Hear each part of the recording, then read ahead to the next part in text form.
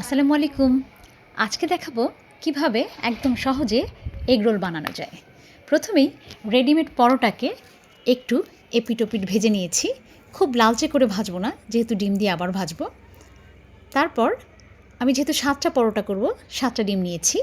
7টা ডিমের সাথে দিয়ে দিয়েছি পরিমাণ মতো লবণ, আধা চামচেরও কম, আর তার চেয়েও কম গোলমরিচের গুঁড়ো, আর ছোট 1 কাপ দুধ।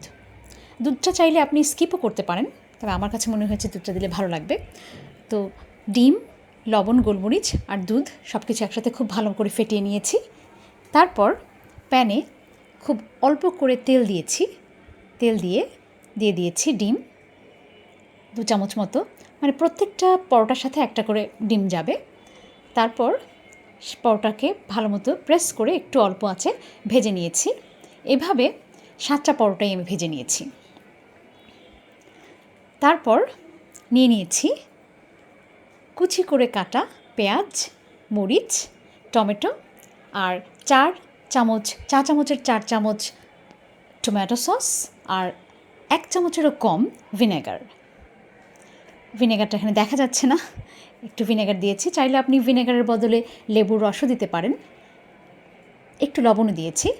তারপর সালাডটাকে সুন্দর করে মাখিয়ে ওই যে ডিমটার সাথে যে পরোটা ভেজে রেখেছিলাম সেখানে সোজা করে বিছিয়ে দিয়ে রোল করে নিয়েছি পরোটাটাকে। ব্যাস হয়ে গেল এগ রোল। এটা খুব সহজেই করে ফেলা যাবে, যেহেতু আমি পরোটাটা পুরোটা তৈরি করে নিইনি, রেডিমেড পরোটা দিয়ে করেছি। সন্ধ্যার নাস্তায় সহজেই নিজেরাও খেতে পারেন, বাচ্চাদেরকেও বানিয়ে দিতে পারেন, আপনার বাচ্চারা যদি ঝাল খেতে পারে। আর যদি ঝাল খেতে না পারে তাহলে সালাদে মরিচটা না দিলেই হবে। আমার বাচ্চারা তো একটু ঝাল খায়, ওরা খুবই পছন্দ করেছে। হয়ে গেল এগ রোল। এনজয়। আল্লাহ হাফেজ।